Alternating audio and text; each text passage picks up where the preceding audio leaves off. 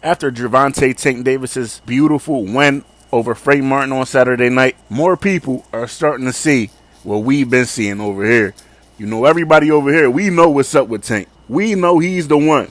And after Saturday night, more people are starting to buy in. I was telling y'all, Frank Martin ain't no chump. Frank Martin ain't no walkover for nobody. None of these dudes. The way Tank made that fight look so easy is crazy. And I said it. I said if Tank makes that fight look easy, then he's even better than I thought. And that's exactly what he did. I already thought Tank was the best out of these young crop of guys. Well, I got Shakur up there too, between him and Shakur. But after Saturday, I got Tank on a whole nother level. We witnessing something special. And of course, the loser niggas, and y'all probably think I just be joking and talking crazy when I say this, but I be dead ass serious. These niggas be losers because it's in their blood, bro. Like, they been losers all their life. They ancestors was losers. Like, they grandpa probably used to hate on Marvin Gaye back in the day or something like that. Now, I mean, they the type dudes that probably hated on Michael Jordan. They the type dudes that hated on LeBron. They can't identify greatness because they losers. That's their position in the world, is to be losers and be haters. And it's sad, but God gave us all a role to play, and that's just the hand that they was dealt. Know what I mean? It's not for us to try to understand them or what they thinking is. You just got to let them be them. Like, even this weekend, I had to check one of my friends, one of my closest friends. Y'all know I'm from Harrisburg, PA. Y'all know I made that video about Shady McCoy hating on Tank. But he ain't really hate. You know they into it over a girl. That's my first guess, and of course that ended up being the truth. But even Shady out in the city on Saturday night. He was in the same spot I was in watching the fight. Nah, I mean, chilling, doing his thing. Had the Maybach out. That shit looked good. One of my homies talking about, man, Shady ain't no buy. Shady ain't no buy. I said, bro, what are you talking about, bro? That's Shady McCoy. He's a Hall of Famer. He got 3 apartment buildings going up right now in the city, in our hood. He's not even from our hood. We from uptown. He from the hill. He got 3 apartment buildings going up at the same time in our hood. And they low-income housing. When he could be trying to gentrify the city like everybody else is doing. He trying to help people.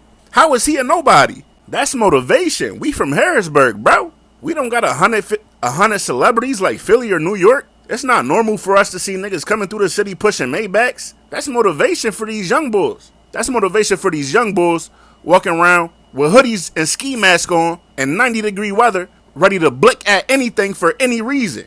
They might see a Maybach coming through. Damn, that shit look nice in real life. And he from where I'm from. I might can get me one. Shit, I might put this gun down and go pick up a football this fall when school start back up. Like, what are you talking about, bro? That's how losers talk. I had to check my homie like that. I don't even associate with them type people. Like, my homie that I'm talking about, I know him all my life. I don't remember never not knowing him. Like, ever since I can remember, he been there. That's how close we is. I never heard him talk like this ever. He was drunk as shit. So I'm tossing that up to the Don Julio. I'm going to say that was the Don Julio talking. But besides that, like I was saying, we're witnessing something special. Tank is great. He's really great, man. What he's doing is not normal. And in my opinion, the other great fighter in his weight class is Shakur Stevenson. But at some point, just being honest, Shakur, at some point, bro, we going to have to see it in the ring. Against somebody better than Jamel Herring, bro. We need one of these performances from you. If me and all the other people that believe in you keep talking about you like this, you gotta show it. You gotta show it. Just getting by ain't gonna cut it. If you really want to be remembered as one of the greats, you gotta put on these type of performances. You have to. It's not enough just to win. And you have the ability to do it. Devin Haney does not have the ability. He was going 12 rounds with Alfredo Santiago. I knew then that he was not that. I'm sorry. I know it hurts y'all feelings, Devin Haney fans, but I gotta tell the truth. He ain't that. Alfredo Santiago ain't going 12 rounds with Shakur Stevenson. I promise y'all that. But still, if you want us to keep talking about you and looking at you as Tank's counterpart or the dude that's going to be able to knock off Tank, we need you to do something against his level of opposition. You know, everybody talk about Tank's resume. Everybody's so focused on Tank's resume that they can't even take a step back and look in the mirror and look at their own fucking resume. It's always Tank ain't fought nobody. Tank ain't fought nobody. You really get into it, most of these guys ain't fought nobody. Frank Martin will run through Shakur's entire resume. There ain't nobody on Shakur's resume that I don't think Frank Martin would stop. Frank Martin would trash Oscar Valdez. Frank Martin would trash Conceição. Frank Martin would knock Yoshino out in 4 rounds, bro. No bullshit. Same with Jamel Herring. They can't hang with a fighter on the level with Frank Martin. Frank Martin not some bum out here. Like Shakur and Keyshawn trying to downplay Frank Martin. Keyshawn calling him a cherry pick and all that. Bro, come on, man. You dudes got to get serious at some point. Your best win is a 35, 36-year-old Pedraza at 135 pounds, a weight he ain't fought at in years. And you talking about Frank Martin's a cherry pick? That would be the highlight of your career. I'm talking about for your whole career, and it ain't even done yet. That win would be one of the biggest wins of your entire career, regardless of who you beat going forward. Frank Martin is like that, bro. Y'all can't downplay him just because what Tank did to him. You know why you can't? Because y'all haven't done it against the same level of opposition as Tank yet. Y'all haven't beat a guy as talented as Ryan Garcia the way Tank did. Y'all haven't beat a fighter that level and in that fashion. Y'all haven't. And if they were to listen to this and hear me say a guy with talent like Ryan Garcia, they'd probably be like, oh my God, did this guy really just say Ryan Garcia? Ryan's trash. Well, guess what? He will beat shit down all of y'all opponents that y'all already fought. He will beat shit down all their legs. Yeah, Ryan. So what does that say about who y'all been fighting? And y'all know I'm not lying. And I would hope Keyshawn didn't say that. Know what I mean? Because, yeah, he's still young in his career, but he's 25. And then we being honest about Keyshawn, he got some shaky performances. Like the fight that he got popped for weed for in Texas with Nair Albright. Albright got skills, but can he beat Ryan Garcia?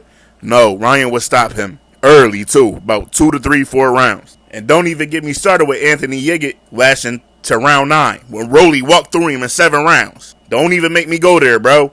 Y'all haven't beat a guy on the level of Mario Barrios? Y'all have not.